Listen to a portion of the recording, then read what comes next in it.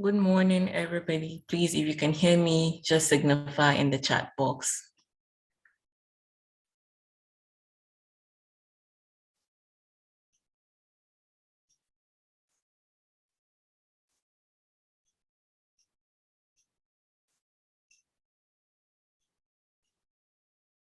Great. Thank you, Justice, for the reply. So my name is Amina Lawal, and I am the facilitator for this session. And with me today is the mentor, Justice Mourier. So we'll be starting the classes in just 3 minutes, just to give more students to join the call. So we'll get started very soon. Thank you for joining us.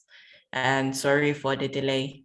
So Mr. Justice, do you want to start setting up your slides? Let me make you a host so that you can share your slides in the meantime.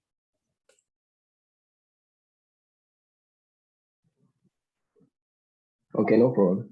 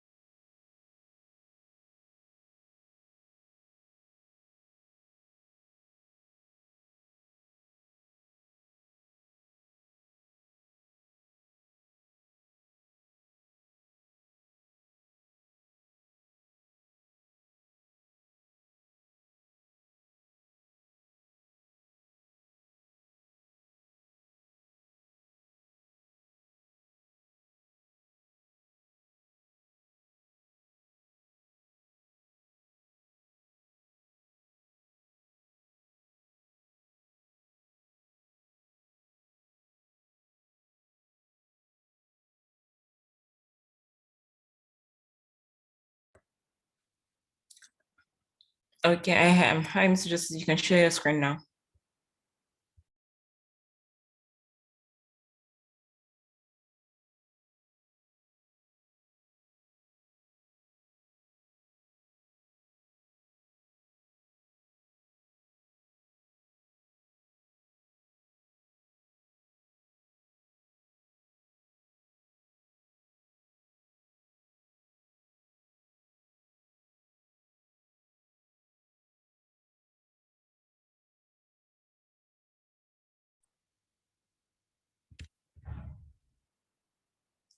Mr. Justice, can you hear me? Yeah, I can hear you. I'm on it. Sorry? I can hear you. I'm trying to share my screen now. Okay.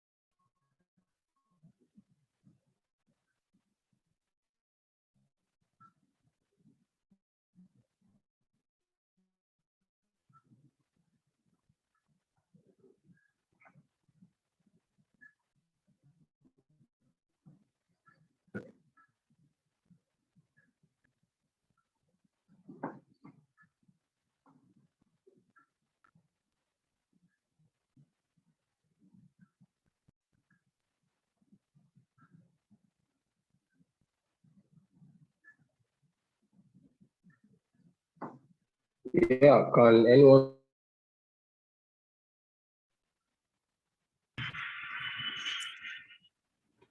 Yes, we can see your screen. Okay, okay. All right, thank you. So are we good to go now? I'm still giving people joining us some time. I think we should just get started.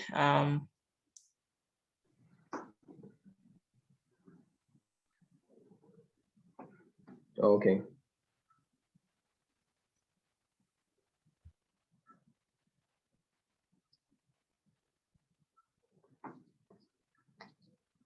All right. I want some more interactions. Let me know how many persons are ready for us to go. We can go to the comment section and say, I'm ready, I'm ready, I'm ready.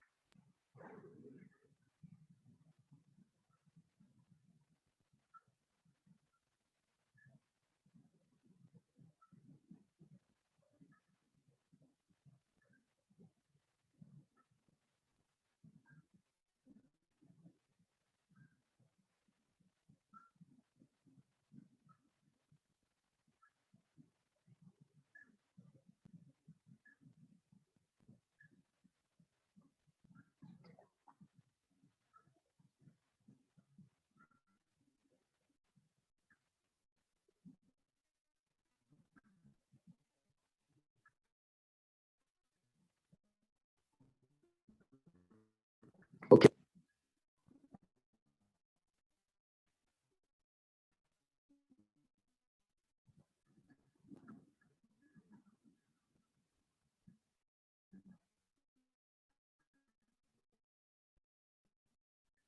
All right, so I'm ready. Okay.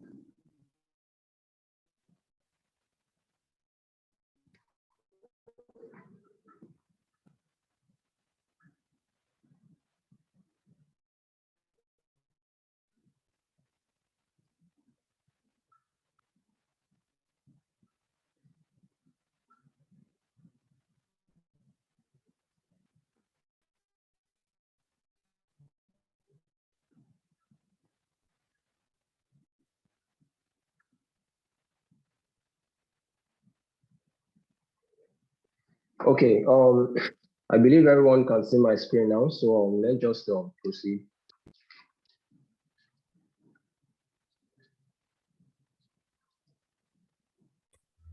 Yes, we can see your screen.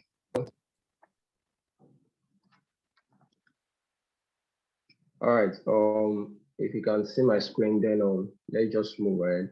All right. Thank you so much, Chinnovate and Innovate Lab for this opportunity to be part of this year's mentors. My name is Justice Moray, and I'm a business consultant with Analyst Consulting. I work with several organizations like the Tony Lumelo Foundation. I've worked with the Edo State government on entrepreneurship development, and I'm privileged to also be part of this mentorship section with Shinovate. All right, course of discussion today is business model Canva. All right. So I don't know my audience yet if we're all familiar with this thing called the business model Canva. So I really know exactly how to come down and carry everybody along or just proceed and stuff like that. So let me get some response. You can unmute yourself and say I'm familiar. If you are not, just say I'm not familiar with the topic. Let me know.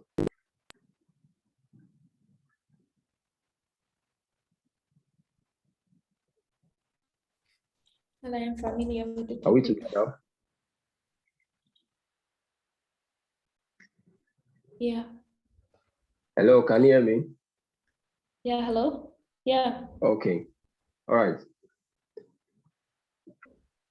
Okay. Thank you so much. All right. I think the network on your side is a little bit breaking, but let's just see how we can move ahead and see what we do with today's opportunity given to us. Okay, our content is just on 4 categories. We'll be taking a look at who exactly is an entrepreneur. I know a lot of persons we are familiar with this word entrepreneur, and who exactly is this person and why should I be an entrepreneur? These are the little things we're going to be taking a look at because the foundation of a thing is very important. If you really don't know why you are doing something, you won't really get the exact benefits for doing that thing. So questions like this are good for you to ask yourself so you know exactly what you are up to or what you are about to embark on as a business owner, as an entrepreneur. So who is an entrepreneur? Why should I be an entrepreneur? These are questions you need to answer so that when when you start your journey and things are not the way it ought to be, your foundation knowledge, questions you answered, the things you told yourself before you started the journey are those things that will keep you going. So we do advise people to have passion. Yeah, passion is what keeps you going, even when the circumstances around you is not looking like you continue on doing what you want to do. So who is an entrepreneur is one of the questions we're going to be answering today. And we're going to take a look at problem versus solution. Problem versus solution. What exactly is a problem and what is a solution? Why is it important for our journey in business model Canva? We're also going to be looking at the 9 pillars of business model, which is our core topic, the business model Canva. So the Canva is divided into 9 pillars. So the 9 pillars is what makes up the business model Canva. And we're going to be looking at these 9 pillars as well. And we're also going to be looking at building revenue engine. So these are the 4 things we're going to be looking at in this section. How do I build my revenue engine?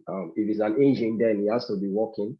So how do I make my business revenues working? So on part 1, we're going to be looking at just three aspects. 3 aspects on part 1. We're going to be taking a look at who is an entrepreneur exactly, like I said before. We're going to be looking at problem versus solution. We're also going to be looking at the business model Canva, customers and value. All right. So an entrepreneur, as I wrote here, is someone who identifies a problem. Peradventure, you can't see the slide properly. Please, I'll send all my materials across to everyone that is on this session, so they'll share it with you, the slide, and I'll also try and see how I can make up a document highlighting the basic points from this teaching, so we can go through them again and again. All right. So an entrepreneur is someone who identifies a problem. So you now see the importance of the problem versus solution we talked about. So a business person is someone who is not just starting something because you want to start something. Is starting that thing with the viewpoint of identifying a problem. So all businesses exist because there's a problem to solve. And you solving that problem is what makes you an entrepreneur. So entrepreneurs are problem solvers. You can put it that way. In our definition, we say and startups and startup a venture. So when you have identified the problem, what you do is to start up something. Now, businesses can come into existence, or you can become an entrepreneur in two ways. It's either you start up something or you get involved with something that has already started, that is buying an existing company or something. So whichever you have started something and you have identified the problem and you want to solve the problem. So the reward you get from solving that problem is what we call profit. So and make what? Profit from it. He or she offers value to receive what? Value. So you are offering a value called solution, and what you get in return called value is profit. So that's why you see that profit remains the primary objective of every business enterprise. So if you are familiar with business studies, they'll tell you that the primary objective of any business is profit maximization. Yeah, that is very correct. But when you now grow bigger as a company, you now see that profit is not just the primary objective now. There are a lot of things that will now get in place for you to be worried about. Talking about shareholders satisfaction, getting your shareholders profit back to them. Now talk of things like your corporate social responsibility and the rest. And now say that there are still a lot of basic things that ought to be your objective. But for a startup entrepreneurs, our primary focus for now is profit maximization. All right. I also wrote here that the sole purpose of every business is to solve a problem. So for a business to exist is because there's a problem the business has identified or the entrepreneur has identified and is trying to solve. And I also wrote that the bigger the problem, the bigger the profit. So you see that the more problems you try to solve as a business owner, the better for you, the more profit you make. Take a simple example like that of Dangote. You see that Dangote has a lot of things it's doing. Small problems it's solving, like production of salt, basic things that people use in their homes. Is a big problem. And as long as you are solving a bigger problem, you have the bigger money, you have the bigger market, you have the bigger clients and customers. So it's just how the thing works. So instead of focusing on how do I get more customers, your focus should be on which bigger problem should I solve next that is affecting a larger number of persons. So you see that the more problem you solve for a large number of persons, the more money you make.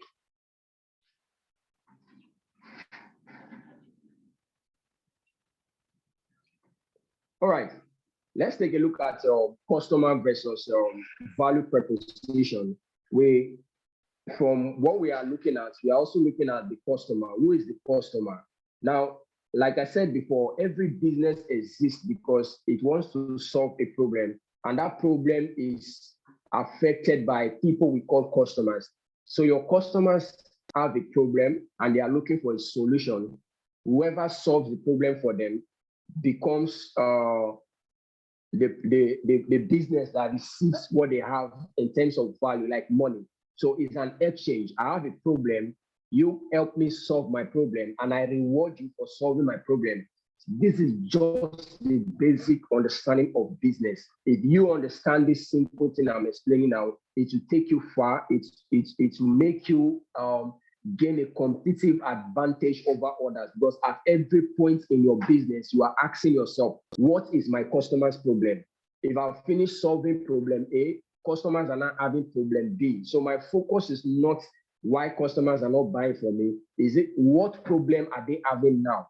What should I do to solve this new problem they are having? Take, for example, the banking sector. Before, if you want to go to the bank to cash your money, you have to go stand queues and the rest for a longer hours before you get your ticket and you enter to withdraw your own money and stuff like that. Then they came up with ATM. So you now see the progression. It was a problem they were solving then the customers are tired of this solution. They have to come back with a better solution, which is the ATM machine. Now we have even more better solutions like the cashless and every other thing. So you see that at all points in your business, you have to be asking yourself, what is the problem my customers are facing now? What can I do to solve this problem? Because problems are dynamic. Problems are not just stationary. The problems of 1999 cannot be the problems of 2022. These are two different environments altogether. Problems existing years back cannot be the same problems existing now. So you see that if you are starting a business in 2022, you have to look beyond what businesses were looking like in the 90s, in 2010 and the rest. Things have changed.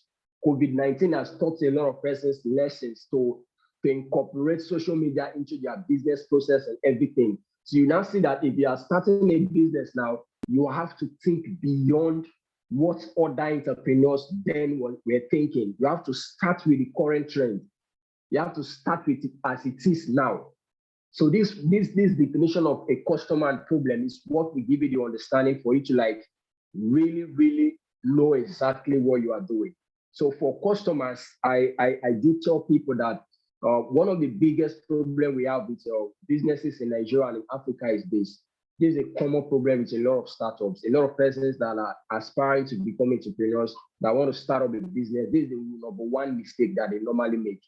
And that mistake is curating a product or service before looking for customers. Are we together here? Can anybody respond? Yes. Let me know we are moving together. Yes. Okay, you can hear me loud, right? Am I Yeah. too fast, too slow? Is my pace okay with you? Yes, it is. I'm just hearing one voice. Okay. Please unmute and talk to me, okay? So it doesn't be like I'm just talking. So I'm talking to you. So I love working with feedbacks a lot. All right. So we are still at the customer, and I said that the number one biggest problem that a lot of startups, entrepreneurs face is this issue I call developing a product or service before looking for customers. Is one of the major things that a lot of startups do as a mistake. You see, someone wakes up one morning and said, I want to start selling human hair. Let's say a female wants to start a business and she wants to go into selling of hair. The first thing the person will do is to go online and start checking for companies that sell human hair. Maybe she gets a contact from China, and after negotiating and discussing with everything, and she makes payment for those human hair to arrive from China to Nigeria.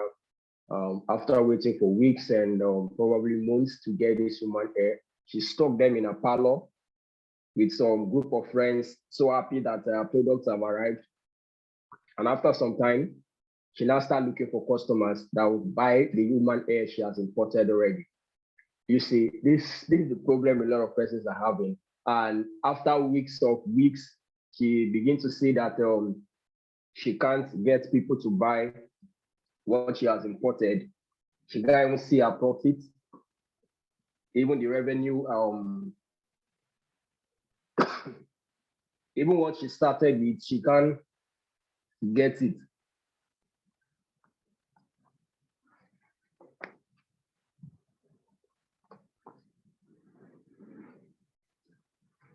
So you see that this really a big problem with a lot of startups.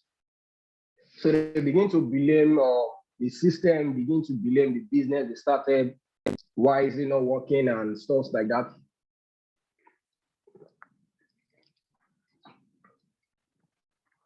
But they fail to understand that the problem came from them. They created a product or started a business with the products being available or the service being available. Whereas it ought to be the other way around. So the right way to start is to look for your customers. You have to get your market. Who are those that need this human hair? If it's for you to get their contacts on WhatsApp. It is for you to get their contacts manually. You can do that. Now you know the number of persons that want your product before you go ahead to import these things from China. It makes more sense. It saves you the stress. It saves loss of your capital, and it gives you motivation to continue. But reverse is the case with a lot of persons. We just create a product. We just spend a lot of time and energy curating this product, curating this service, getting it, and at the end of the day, we begin to beg people to buy what we have created. So it's really, really a big challenge for businesses in Africa. You are in business because of your customers. So if you understand that I'm in business because of my customers, you focus more on getting these customers instead of focusing on curating the product. Now, the product itself being curated properly is good, but the focus is your customer. The focus is not you, but the focus is what? Your customer. So if you understand this, it will save you a lot of things, guys. It will save you a lot of things. I know I'm emphasizing this. It's because I've seen a lot of startups. I've talked with a lot of entrepreneurs, and they keep complaining of having a product and nobody's buying it. I'm frustrated. This. Even down to people that sell products online, creating digital products and the rest. This is a problem that is facing them now. They create an ebook, but nobody's buying it. Why will you create an ebook and you don't even know who is to buy it? So you now see the problem. First, you have to know who is interested in this topic you want to write about. If it's a product you are developing, who are these people that are interested in the product? Okay, I want to do organic cream.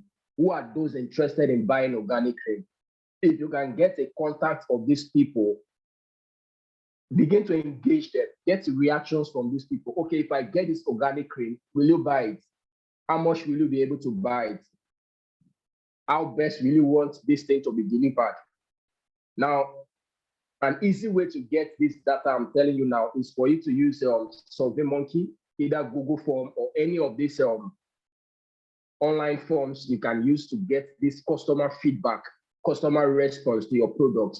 Now, you have not finished creating your product, but you already have a response, how people will respond to this product if the product eventually come into existence. With this market information, you'll be able to know the right adjustments to make in the product. Number one, it will save you stress. 3, it will save you cost. It will relieve you from the frustration of people are not buying my products. I'm losing money. The products are just there. Nobody's buying it. I end up begging people to buy, yet they are not buying. It's simply because you didn't consider the customer before you started your product creation journey. That is one of the biggest mistakes that a lot of persons are doing. You are not just cooking food because of yourself, you are cooking because of people. So if you are in restaurant or whatever business you are doing, I'm just trying to get common businesses I can use as an example. Whatever you are doing, you have to think from the market standpoint. You have to think from the customer standpoint, not from yourself.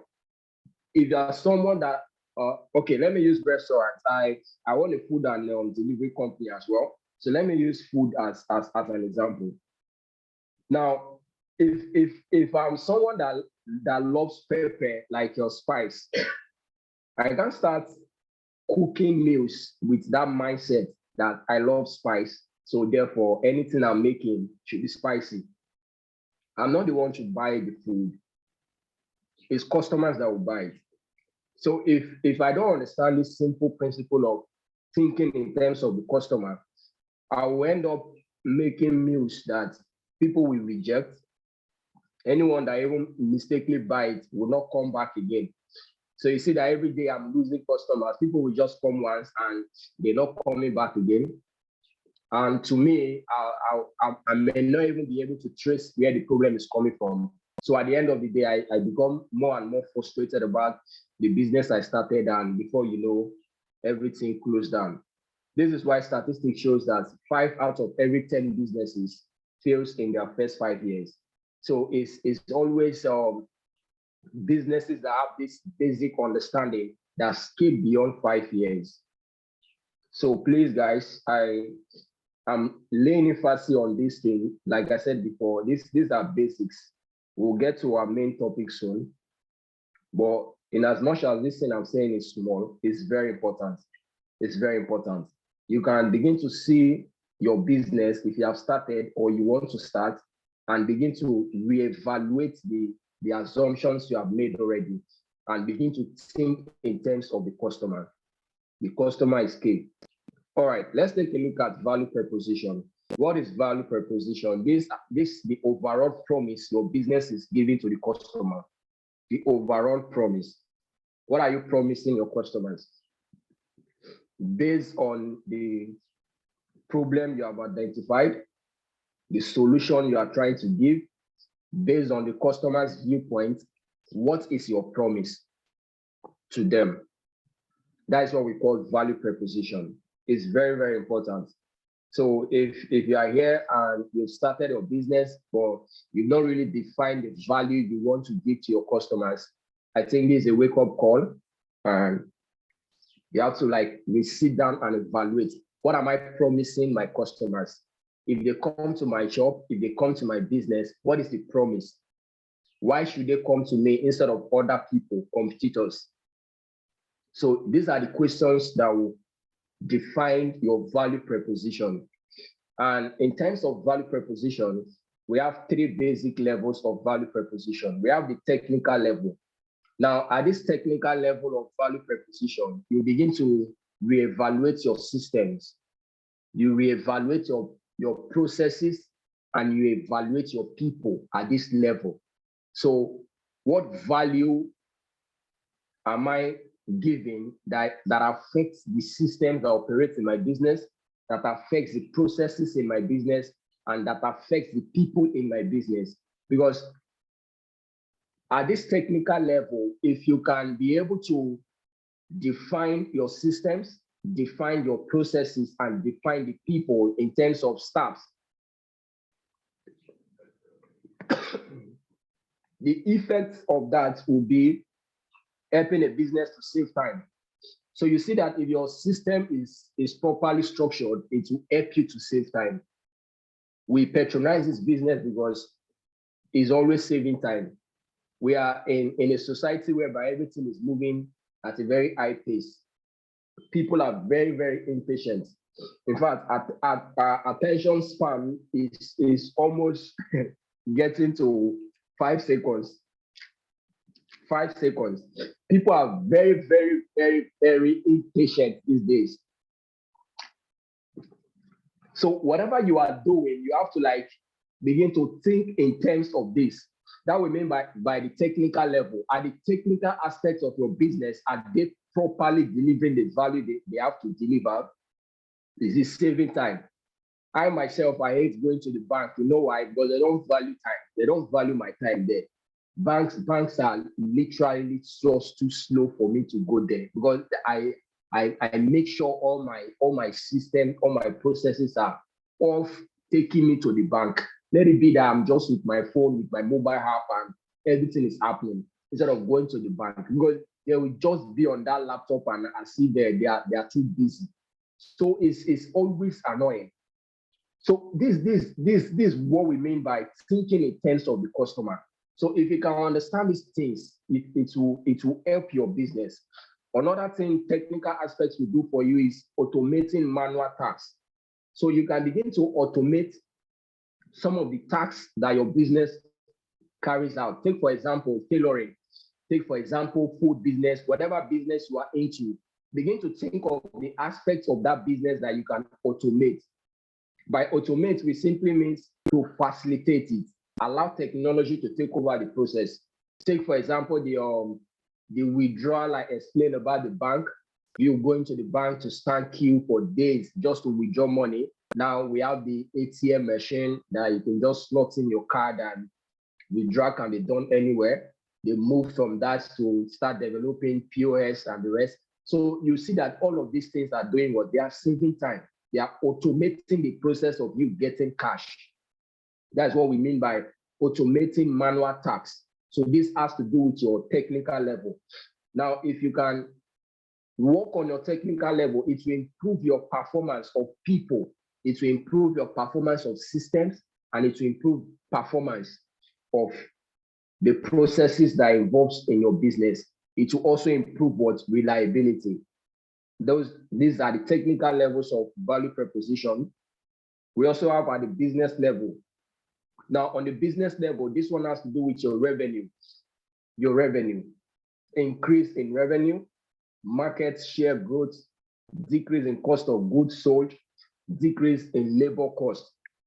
So if your value proposition is properly defined, it will have an impact in your revenue. It will increase your revenue. It will increase your revenue. It will have an impact on your cost by reducing the cost of working in your business. Take, for example, your staffs are very slow. If you can improve them at the technical level, definitely costs will be reduced. If your machines are properly working, costs will be reduced, waste will be cut off. So you see that at the technical level, impact on the business level of your value proposition. So if you can define the technical level of your business proposition, it will impact at the business level, which has to do with your cost, your revenue, and your services. So automatically, it will improve the services that you offer. Now, we also have the personal level. At the personal level, your income as an entrepreneur will also increase. If your business is doing well, of course, all shareholders will be smiling. All stakeholders will be happy because why? The business is doing well. Work experience will also be improved. There will be decrease in stress level. As an entrepreneur, if your processes are automated, it will reduce stress. One of the reasons why I see a lot of business owners becoming older than their age is because of stress. Waking up to meetings, waking up staff issues, customer issues. By the time you combine all of these things together, it's not going to be easy. So a lot of persons are just starting. So they might not understand what I'm saying now until you become bigger, you become the bigger names like the Dangotes, you become the Andelas, you become the Jumia and the rest. You don't understand that, wow. So this is what business is all about. So at the basic level, it's just like you and 5 staffs. So there's not too much headache. But in as much as you are starting small, the vision is for you to grow big. So you have to keep preparing yourself for when the business begins to grow bigger. And one of the things that will help you is automation. Is defining your value proposition according to these 3 levels, which are the technical level, the business level, and the personal level. Now, let's move on. In a summary, we have discussed about the 3 aspects we wanted to talk about. We have taken a look at who the entrepreneur is. We have seen what we mean by problem versus solution, like the problem you have identified and the solution you are offering. Now, one of the things that will help you at this level is statistics. Statistics. So you need to understand statistics. One of the things that prompted me into the food chain business, one of the statistics I got during that time from Bank of Industry was simply this, that 73% of Nigerians spend their income on food. Wow. That is really, really a statistics that will help you to think proper solutions because it's really a problem. So you now see that food itself is a problem. Any business that is centered around food, you are solving a real-time problem because the basic thinking of every Nigerian is to eat first. That means all of their income is majorly on circles around food. Food in terms of the one that is prepared, the one that is packaged, whatever it is at all levels, agriculture, all of this is the value chain of food. So if your business is centered around this value chain of food, you are doing a lot of job. you are doing a lot of jobs. So these are statistics that will help you. And we have also taken a look at your value proposition, how to define your value proposition properly. Like I said before, value proposition is the promise of your business. It's the promise of your business. So at this summary level, let me just hear anybody give me a value proposition that he or she has. Like, what is the promise your business is making to the customers? Let's interact small. I've been talking for some time now.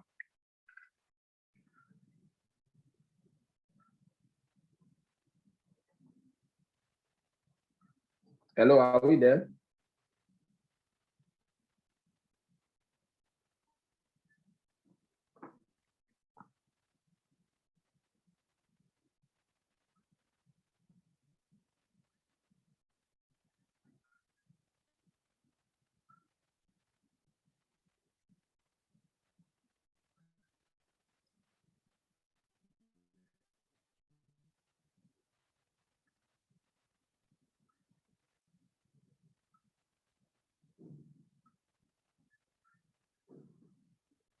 Can you hear me?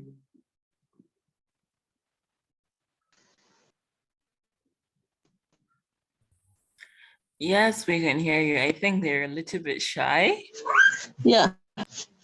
Okay.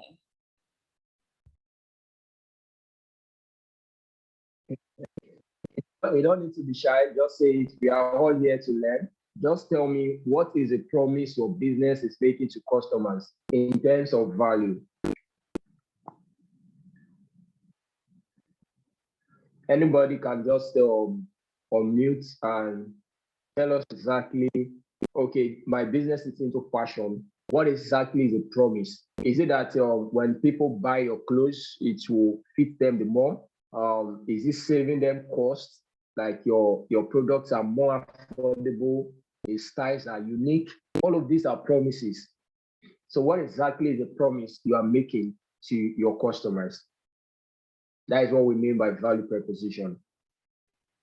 If you cannot say it, let me be on the chat section. Just write on the chat. This is my value proposition. This is my promise to my customers.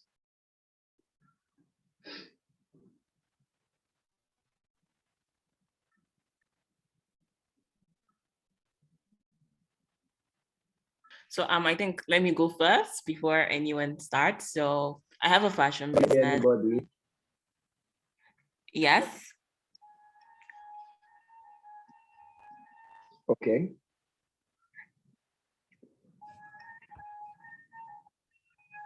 Yeah, I can hear Can you. you hear So me? what is your promise? What are you promising your customer? What is the value proposition? Okay, so honestly, at first I wanted it to be, it's Yeah, I more can hear you. Okay, I wanted it to be, I'll just say, oh, my business is more affordable. I'm selling trousers that are more affordable for office women. But then I just realized that honestly, whatever your prices, there'll always be a target audience. So instead, I decided to sell something unique. So I'm selling stuffs that are not really out there. And it's easier for you to get. And also, I also sell how you can style your outfit. So those are the three things I'm selling to my customers.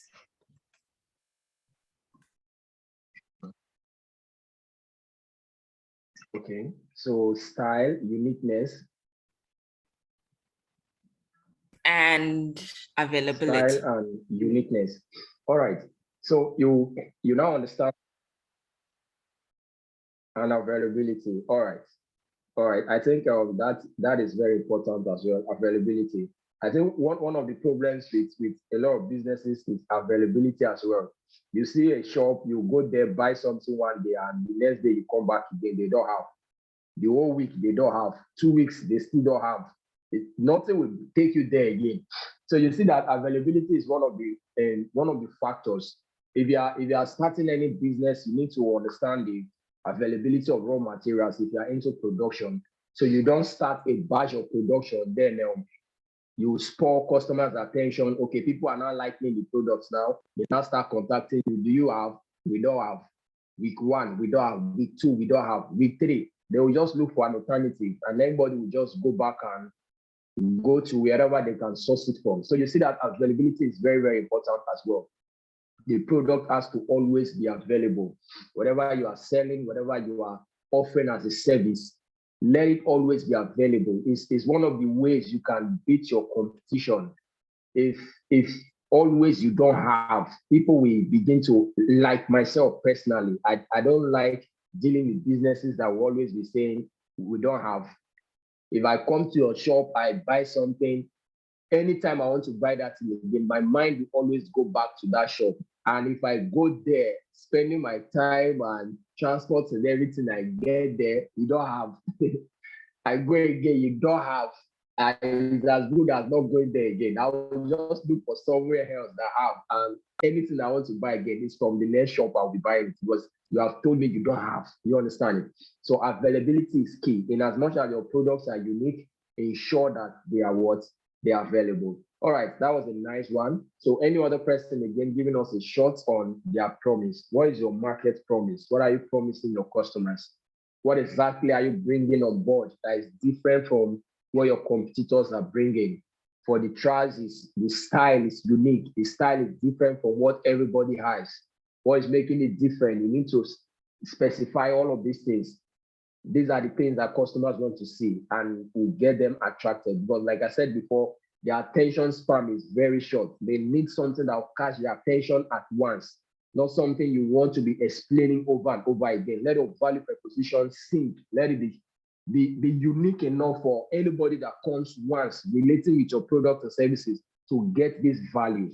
Wow, I bought their trousers and it's just like this. That is what they want to hear. It's not a long story. It's not a long story. All right, anybody again giving us a value proposition for each of our business?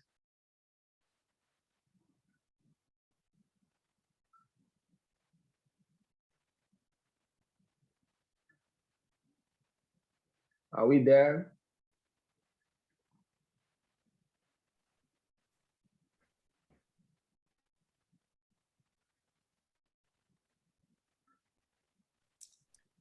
Sophia, would you like to go next?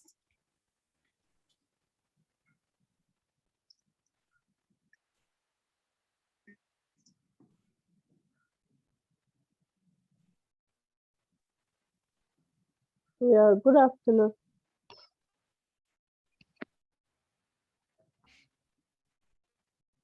Hello. Right. Yeah, good afternoon. I can hear you. Okay, so I'm still working on my business Yeah, and good afternoon. I'm hearing you.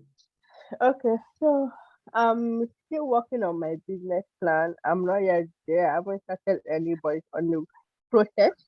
And what I want to do is consistency, like consistency and Okay. be able to meet up like okay, like what they said availability. Let it always be ready and let me be consistent and provide a have like with a unique product to my customers. I don't know if you heard me. Okay. So what is your business about? Yeah, It's I heard what you said. What is your okay. business about? What sector? It's about food. Food. It's just like a snack in food aspect. Okay, food. Yes. Okay. Snacks. All right. Okay. So you now understand what we are saying when we talk about our value proposition. Now, this topic will help you develop a better business plan. Like I said before, you've not developed your business plan and you are still working on it. And one of the major Yes. aspects of a business plan is value proposition, solution versus problem. So all of these things I'm saying is what builds your business plan. And if you really want to attract investors, attract people that want to invest in your business and partner with you, your value proposition must be cashy and attractive, something that is very, very attractive. Now, let me give you a value proposition of a business. Now, there's this food business, and the value proposition is simple.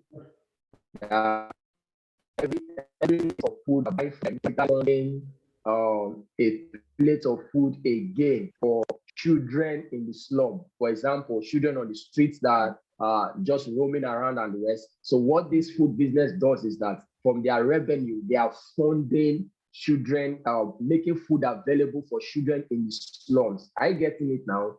Yes, yes, So with value propositions like this, even though you don't want to buy from them, when you hear something like this, you want to buy from them. Oh wow.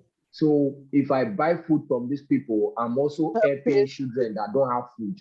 It's better I go and buy from them now. You understand it? yes. True. I understand So that. it's something that is very, very emotional. Anybody can relate with it. Anybody can want to be involved in it. Also, the more plates of food I buy from these people, it simply means that I'm indirectly giving back to society. Wow, it's better I buy from them. So you see the emotion, you see the reaction that is pouring in your own self. Imagine telling this to as many persons. Everybody wants to be interested. Everybody wants to be involved. This is what we mean by value proposition. What is your promise?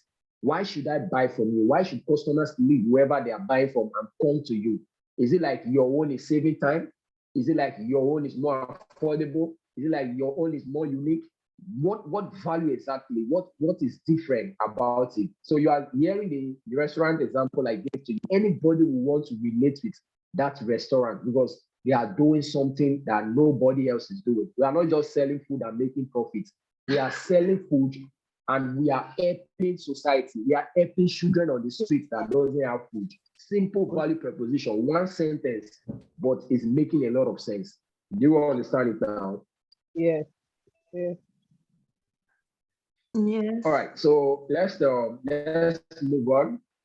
Let's move on to our major course of discussion, which is value business model canvas. So what is a business model canvas? That should be our number one question. What do we mean by business model canvas? What do we mean by business model canvas? All right. A business model canvas is a business tool used to visualize all the building blocks when you want to start a business. That's what the business model canvas is all about. It's a visual tool. It's a tool that visualizes your business. Take, for example, you want to build a very big house. What the business model canvas does is that it gives you that big structure on a paper. It might be, if you have seen house plan, you will see it's very small. You are like, is this the whole house that they draw this paper? Yes.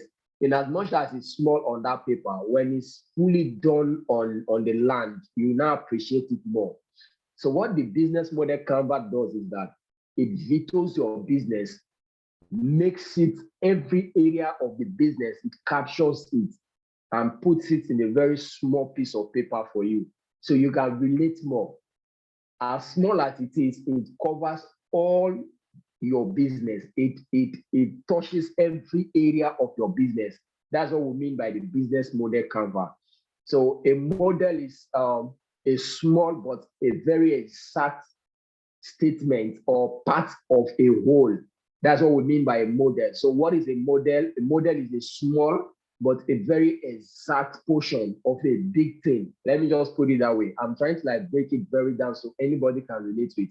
So it's a small but very exact of a whole. The whole thing is big, but you have made it small. But in as much as it's small, it's showing every part. So civil engineers will understand more of this thing I'm saying. So I will use more building as an example. You are seeing the building on the paper. The kitchen is not out of the paper. The parlor is not out of the paper. They are showing you everything on the paper. You'll be seeing corridor, you will see the roof, you will see everything, but it's just that it's small on the paper. That does not mean that the parlor is not there, the rooms are not there. Everything you still see it on the paper. That's what we mean by a business model canvas. So it's a visual tool that captures all the building blocks of your business when you want to start it. So let's take a look at these building blocks. We have 9 of these building blocks, and we also call it the 9 pillars of business model canvas. The 9 pillars. Number 1, we have the customer segment. like I said before, I'll share a document containing an example of this business model Canva. So you can use that example to work on your own business. Take a piece of paper and write on each of these 9 things, what and what should be under each of these things. All right, so number 1, we have the customer segment. Number 2, we have the value proposition. We have talked about value proposition before, so you should know exactly what to write under this place. All right. Number 3, we have revenue streams. Number 4, we have the channels. Number 5, we have customer relationship. Number 6, we have key activities. Number 7, we have key resources. Number 8, we have key partners. And lastly, we have cost structure. Now, let's take a snippet of all of these sections. What exactly should you write under each of these sections? So now on the customer segment, you are to list the 3 top segments that your business addresses.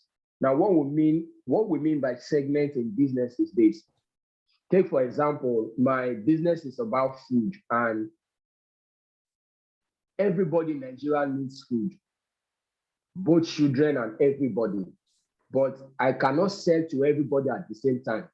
So what segmentation does is that it breaks down the big market into a smaller part that you can address first. So let's take, for example, I'm in Lagos. And in Lagos has a lot of persons as well. I cannot meet everybody in Lagos to be my customer at the same time. So I'm starting from, let me say, Maryland. So that environment becomes the part you are covering. Now, in that environment also, we have what we call demographics. Demographics has to do with your customer breakdown in terms of age, their income, their lifestyle, the things they love. All of these things has to do with what? Demographic. So you see that if I'm selling Indomie, for example, I can make 65-old-year people my customers. Even 50 cannot be my customers. So if I'm selling Indomie, I should be targeting children. That's why I see that when Indomie came into Nigeria, all their adverts were children. Indomie, our something. So you should know, you should know all of the jingles that Indomie used to enter the Nigerian market. But what were their targets? What were their segments? Children. So children were their segments. When they say customer segment, it simply means of the whole market, who are these people you are selling to? Take, for example, we heard about an example of a business of fashion, trousers. The question we should be asking now, is it male trousers or female trousers, or both of them? Is it trousers for children, for teenagers, for youths, or for adults? Or is it for everybody? So you now see that segmentation helps you to break down this market into smaller units. Okay, we are starting with children, but later we will deal with adults. So for now, our trousers are for female, but later on, we start making male trousers. So you see that step by step, you have break down this market and you know exactly the people that you should be targeting. Now, your segmentation will also help you in your marketing a lot, because for the system we have now, we are in a digital world where everything is on social media. So you must have heard of social media marketing. You must have heard of Facebook ad. You must have heard of Instagram ad and the rest. So when you are doing your Facebook ad, there are targets. You cannot target everybody at the same time. So if you have done your customer segment properly, you should know the people you should be targeting. So they will ask you, is it male or female you want to target? Is it people between the age of 18 to 25? So all of these things, you are the one to set it when you are running your Facebook ad. So if you understand your market, you should be able to target properly. The reason why a lot of persons run Facebook ad and they don't get any conversions is because they just go there and just pay money and just run the ad. Everybody's seeing the ad. But what they are selling is for children, and there are not too many children on social media. So at the end of the day, it's parents that will see it. And whereas they were looking forward to see that children will receive their stuff. So you must know exactly who your customers are. That's what segmentation will help you to do. You will know them properly. So this will help you to study your customers. Am I selling to female? Am I selling to male? Or am I selling to both? If I'm running a restaurant, who are these people I'm targeting? Is it couples? Is it newly wedded people? Who are these people that need snacks? People that are organizing conferences? Who are these people that really need my services and products? So this is what the customer segment will help you to do. So you are to list just 3 of these segments, 3 of these people on this part called the customer segment. So I will send you a sample of what I'm talking about. Is like a diagram. So all you have to do is go to the customer segment and write 3 of these people I've listed. Is it children? Is it adults? Are they newly wedded people? Who are my target customers? So that this is just what your customer segment is all about. And I wrote here also say look for the segments that provides the most revenue. So after you have listed your segments, take a look at it again. Which of these segments gives you the more revenue? Take, for example, you are selling clothes and the clothes are for both male and female.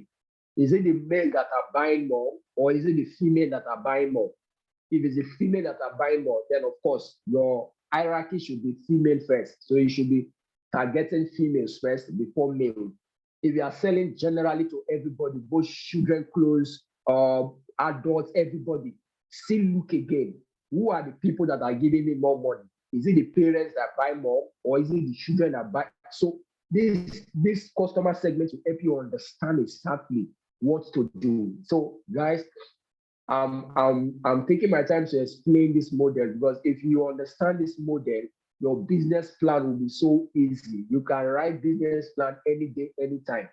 You'll be working with your business in your mind. Anybody that asks you anytime, you know exactly what to say about your business. This is what this business model Canva will help you do. Like I said before, it's a big business, but you have summarized it into 9 simple points. That's what we mean by model. All right.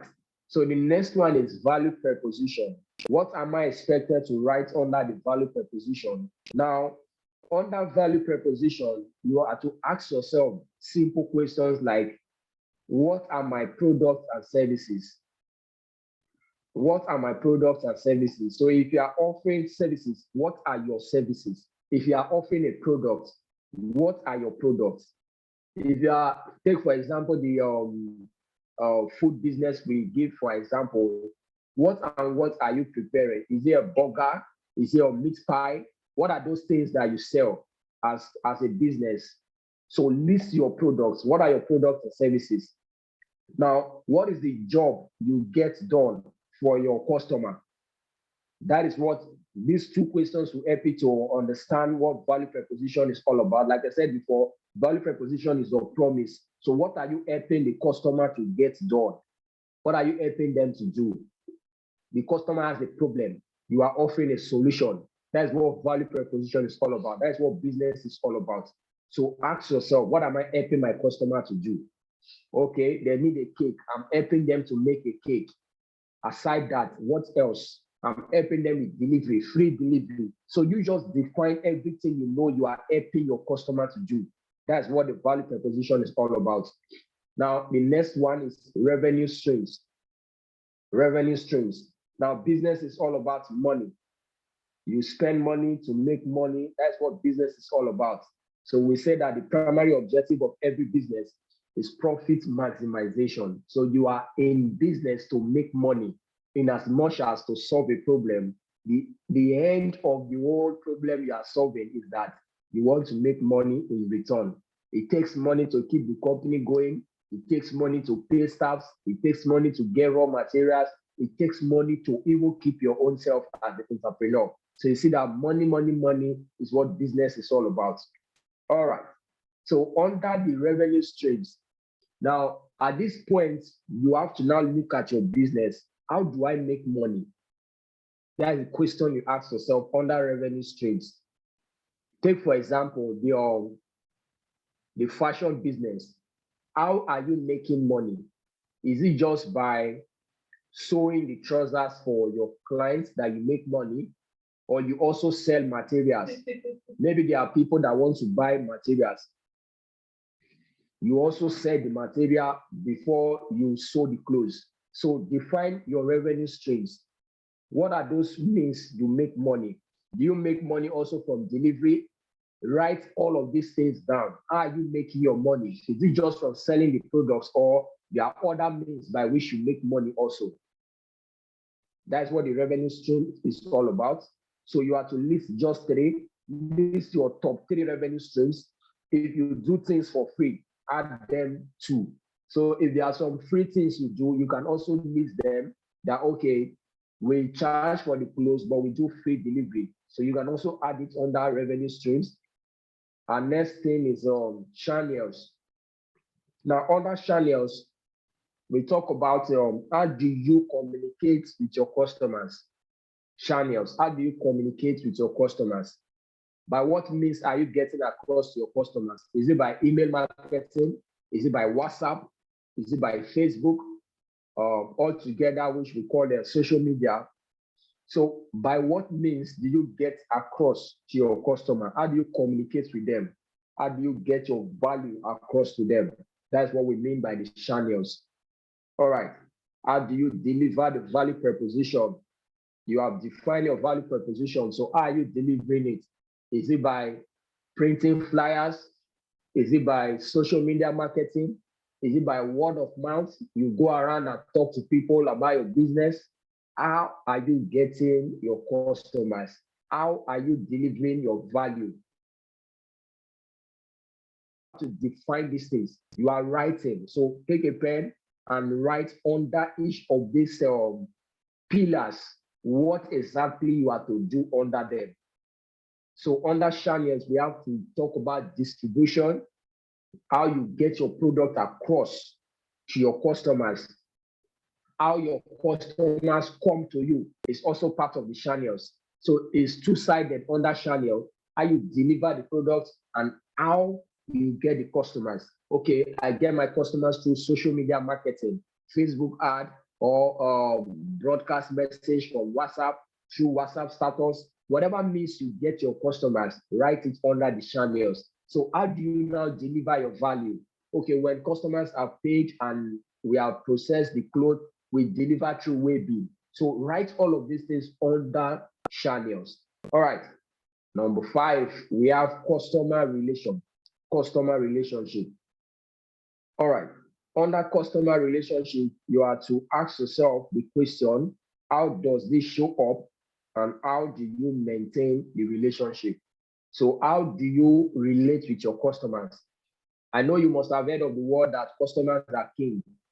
And most times we always argue with that. Customer is always right. A lot of persons argue with that. Yeah. Literally speaking, it might not be 100% correct, but business speaking, it is correct. You just have to keep it that way, that the customer is the reason why you are in business. Just leave it. It's not a statement to be argued about. Just accept it the way it is.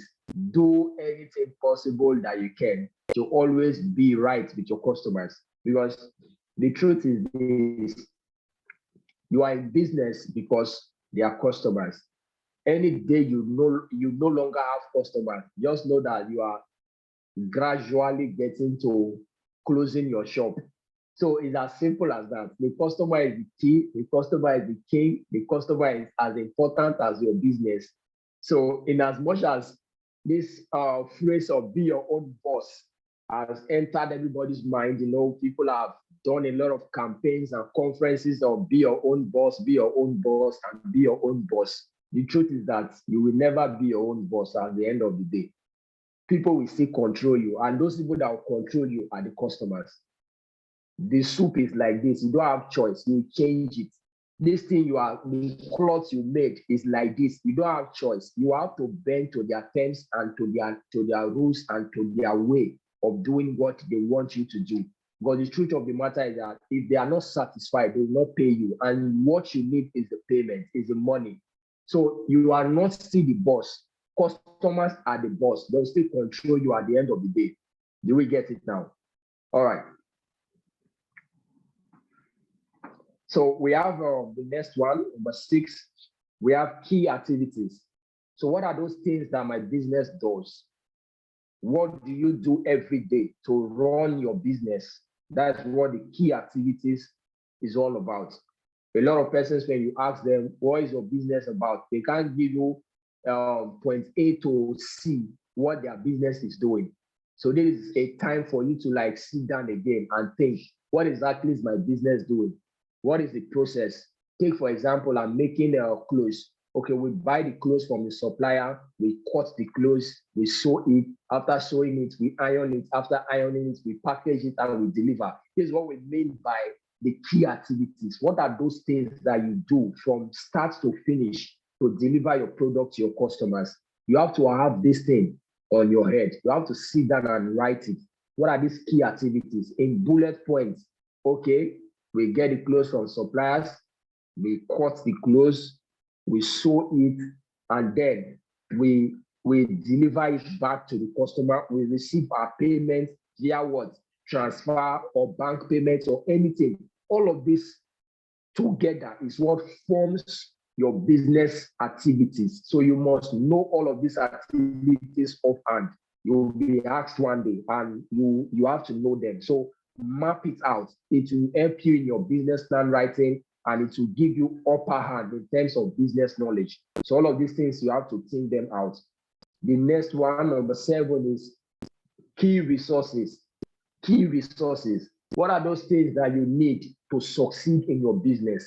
That is what we mean by the key resources. What are the resources that you need to succeed in this business that you want to start or you have started? What are the key resources? Resources like people, staffs, employees. So these are key resources. Good employees will translate to having a good business. Bad employees will translate to having a bad business. It's as simple as that. So if you are alone now, know that tomorrow you hire people and you have to start thinking about those people you want to hire. So you see that employee issue is one of the biggest problems that entrepreneurs face. I've heard a lot of complaints of people, I'm paying my staff well, I'm doing all I know how to do with them, but yet they are not giving me the result I want. So there will be a lot of issues in terms of people. So you have to now define these people. What are these people I want to employ? How do I employ them? Am I the one to interview them directly, or I'm using platforms like Jobberman and the rest? So all of these things are what we mean by the key resources. Another resource is your knowledge, your own knowledge, your personal knowledge as a business owner is a resource. How often do I read books on business? How often do I attend programs, mentorship programs like Chinovate? So all of these things are part of your business journey. Learning will never end. So you have to keep getting yourself involved, acquainted, joining cooperatives, joining online entrepreneurship platforms, joining programs, mentorship programs like this to keep improving yourself, because knowledge is also a resource. Knowledge is also a resource. What are the means by which I want to do this business in terms of finance? So money is also a resource. Key resources that you need. Money is there, people are there, your knowledge is also a resource. So write down all of these things under key resources. What are those things that you need? Number 8, we have key partners. We have key partners. Key partners. All right. Now, under the key partners, list the partners that you can't do business without. What are those people that you need? And there's no way your business will work without them. Part of them is your employees. If you have employees, you know that your business cannot move without them. Another thing is your shareholders. Your shareholders, if you are a well-established company, your shareholders are part of these key partners. You can't do away with them. You can't make decisions without consulting them. So all of these people forms your key partners. You have to list them like 3, 5. So each of these sections, you can list up to 5 top that you know that are part of them. So your key partners, you have to sit down and think, what are those people that I can't do without? Like in my business will work, I can't do without these people. I can't do without these people. Your suppliers can also be part of this place, but most times they don't add suppliers because you can change suppliers at any time. You understand it? But suppliers can also fall under the key partners. Yeah, for the meantime. So you can also add your suppliers. Take for example, I'm into fashion. Okay, I get my materials from so and so supplier. So supplier can also be a key partner. But for the fact that you can change them anytime, yeah, we don't normally put suppliers there, but you can as well put suppliers. So think about your key partners. What are those people in the business that you can't do without? You can't do without. If you are a partnership business, of course, you can't do without your partner. So your business partner is there, your employees are there. Another key partner is your customer. Don't forget, customers can also be key partners. You can't do without them. It's as simple as that. You are existing because of customers. So you see that every point I've been emphasizing customer, customer, customer. So you see that customer is key. It's very, very important. Anything about business has to do with the customer. All right, that is for key partner. That is for key partner. And the next thing we have is cost structures. Cost structures. So list your top costs by looking at activities and resources. So what are your top costs? What is taking money away from your business? List 3 at least. If you can list more than that, it's fine, but maximum is 5, minimum is 3. So what are those things that takes money away from you? Cost structures. Is it social media marketing that costs you money? Is it buying of raw materials that cost you money? Is it employee salaries that cost you money? What are those things that cost you money, that takes money away from your business? Write them under what? Cost. So these are the 9 pillars of the business model canvas. If you can carefully and patiently develop these 9 areas of your business, you are a pro entrepreneur already. Sit down and think, what is my business about? Is fashion. Then think along the fashion line with these 9 pillars. 9 pillars. So who are my customers? Which segment of customers am I addressing? We are looking at the fashion business. In summary, are they children? Are they teenagers? Are we only working with female clothes? These are segments. What is the value proposition? What are we promising them? The clothes stay longer, and that is durable clothes. They don't fade. These are promises you can make that will catch customers.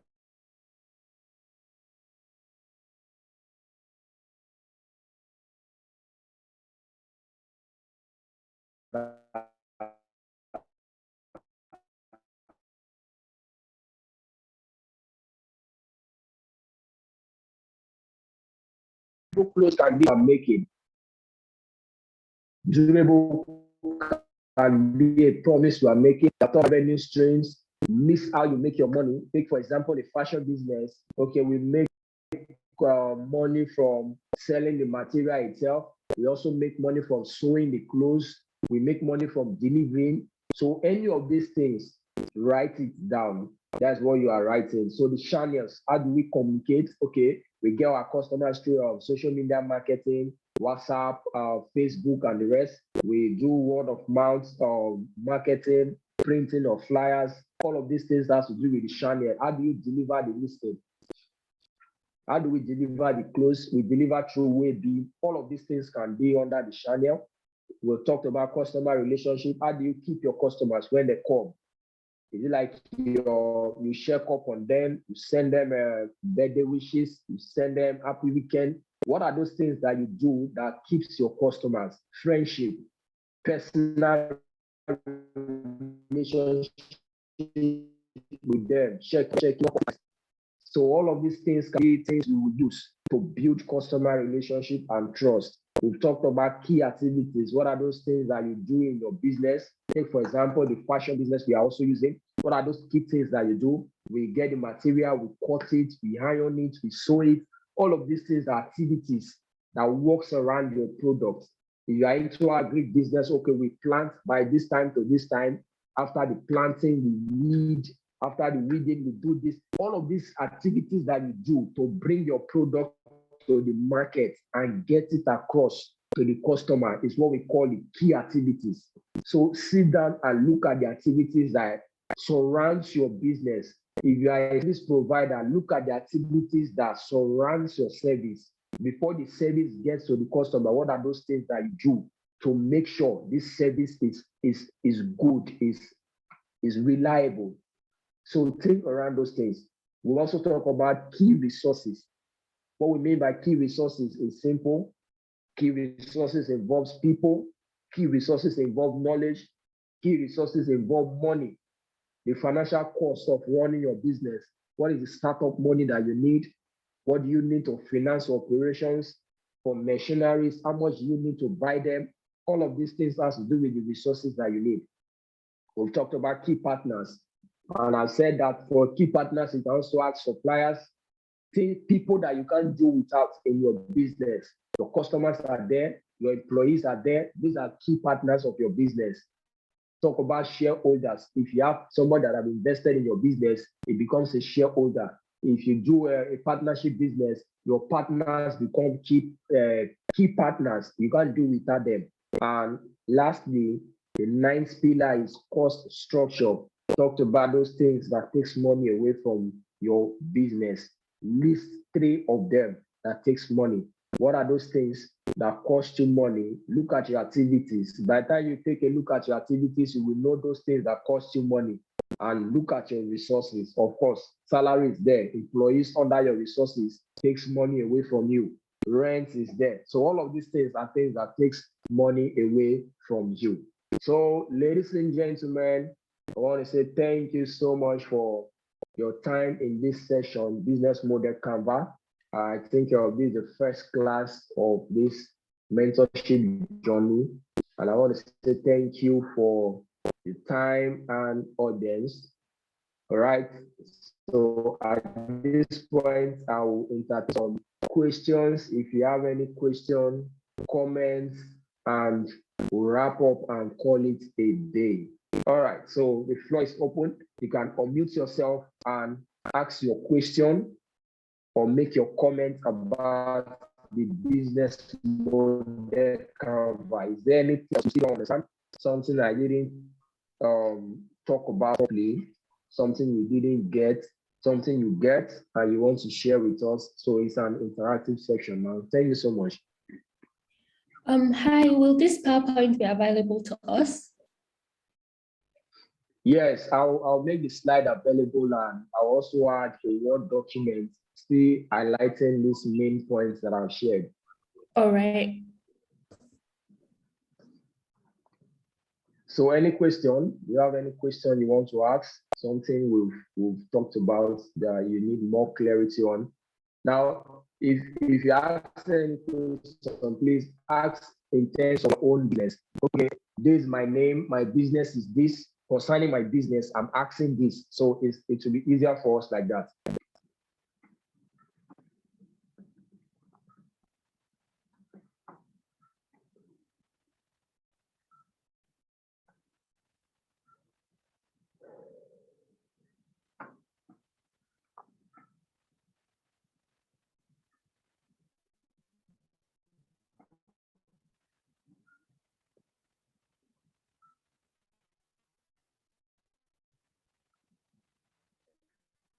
Are we there?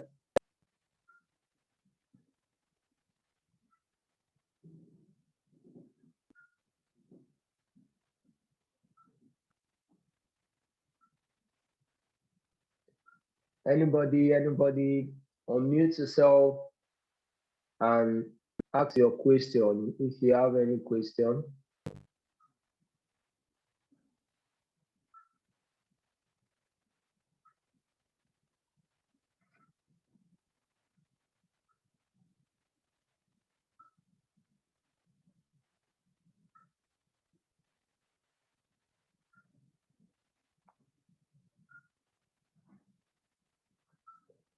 Hello, are we here?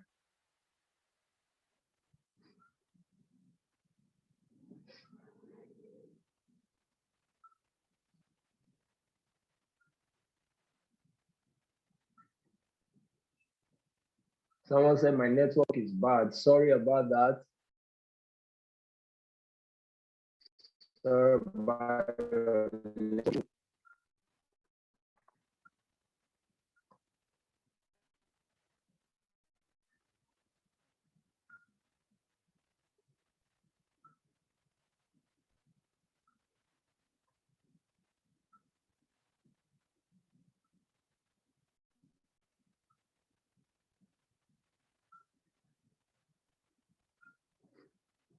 Oluwaseun said the session is okay with him. So Oluwaseun, do you have any question you want to ask or a comment you want to make? You can unmute yourself.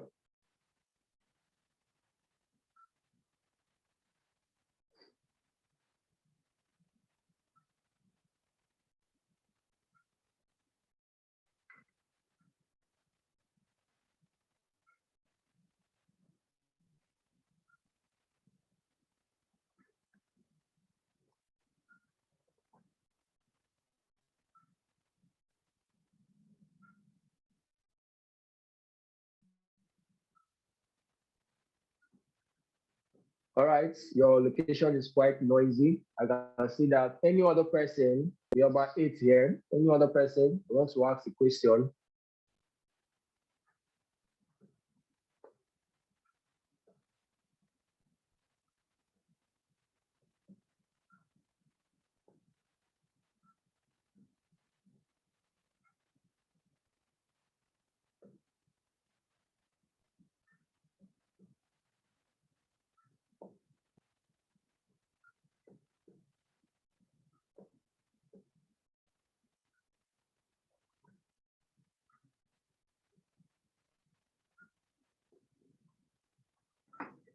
So where's my co-host? Are you there?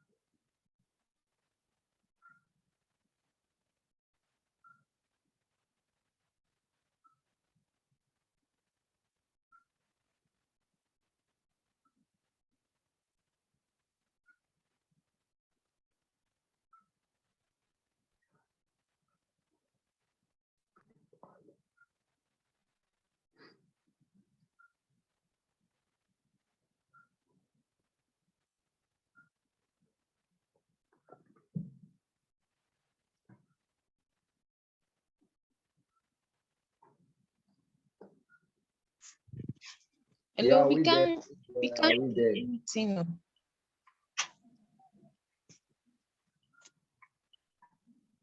Can you hear me? I'm done. Like we are in a question session. If you have any question, you can ask. Okay. I have a question. Okay. My name is Deborah, and I run a poultry business. Though I'm a startup shop. So Okay. When you talked about resources, key resources, that's your employees. So I was like, all my employees come from agricultural side, like people that have the knowledge, Okay. or what do you advise?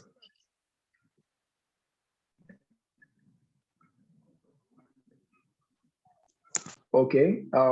If I get your question right, you asking if all your employees should be from the agri value chain, right? Yes, sir. Yes, sir. Okay. It all depends. If all your processes, like all the activities in your business, involves the knowledge of agriculture, yeah, why not? You hire those that are involved in the process. But if you know that your Your agri business involves marketing and nobody has the skills for marketing, it simply means you have to look for someone that will handle your marketing. So in terms of employment, what we do is that you employ those areas you don't have competence on. Do you get what I'm saying now? Sir. Yes, I can hear you. Can you hear what I'm saying? Yes, I can hear you. So any aspect, all right. So any aspect of the business, you know that, okay, this aspect, I don't have the skills, I don't have the knowledge, then you hire someone to handle that part. If you have the time to go and get the knowledge and do the job, of course, you will get the knowledge and do the job. But hiring should be based on need, not sentiment. You understand it? So you are hiring based on need. Okay, at this point, we want to make more sales, and none of my employees have the skills for digital marketing. So I need the services of a digital marketer to handle marketing and sales. So you hire somebody based on that need. Do you understand what I'm saying? Yes, sir. All right. So any other question again?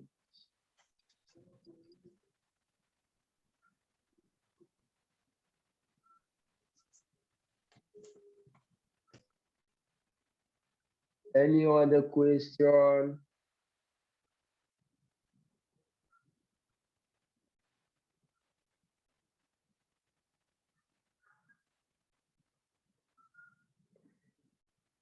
All right. Can anybody just tell me what he or she has learned so far?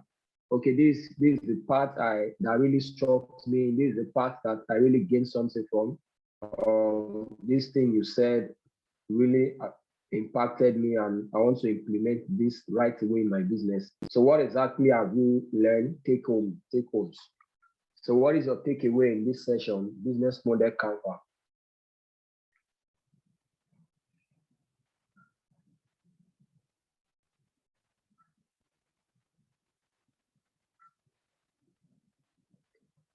You can unmute yourself and just answer. What is your take home? What are you taking home from this session? From everything I've said, what are you learning now? What have you learned? What are you implementing in your business? What changes are you making to your business idea? Okay, I learned to focus on my customers, so I'm implementing this right away. So what are those things that you are taking home from this class? I was so happy that I slept off some.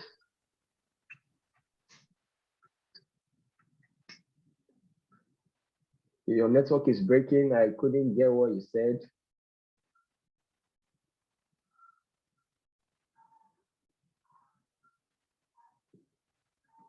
Okay. Hello. Hello, are you there?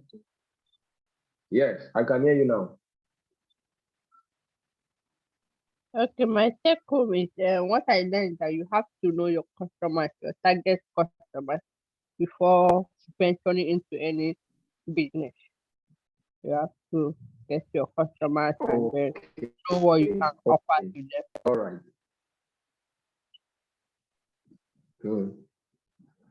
Thank you so much. That is a very powerful take home.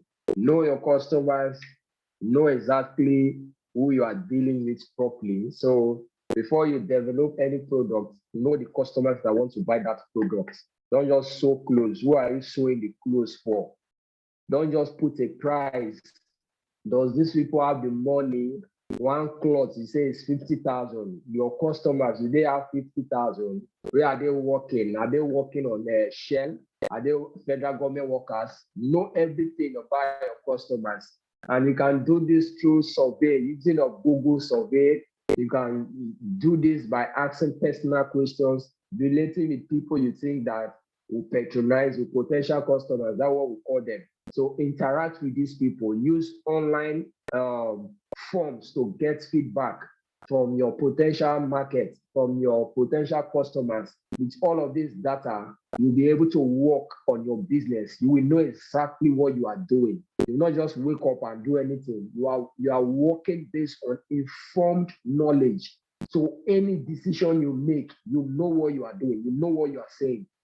I'm selling clothes and this is the price. I'm not bothered about the price of my competitors. This is what I find out. This is how I want to market my products. I want mine to be cheaper because my clients, my customers, this is how much they earn, and this is how much they are willing to pay for my services or for my products. You understand it now? So these are the secrets for you to succeed in business. Number one, like she said, is knowing your customer. Knowing your customer. See, it is not how much you price your product. A product that is being sold for 500 naira and has only 100 customers.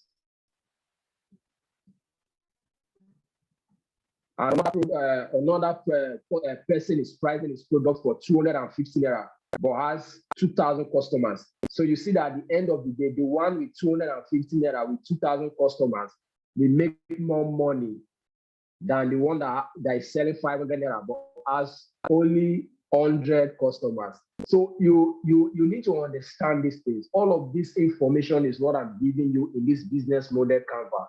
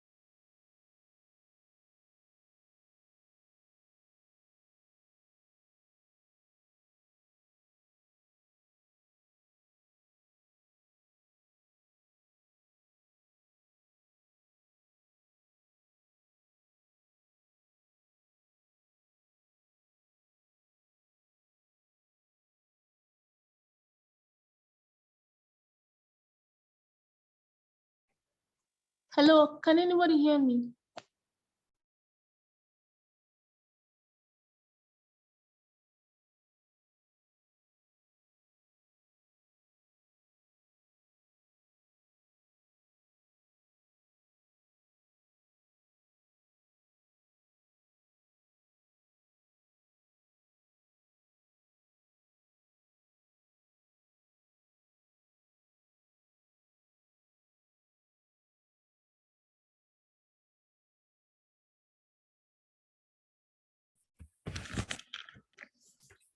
Hi, everybody. Please, if you can hear me, just send a message in the chat box or reply me, which.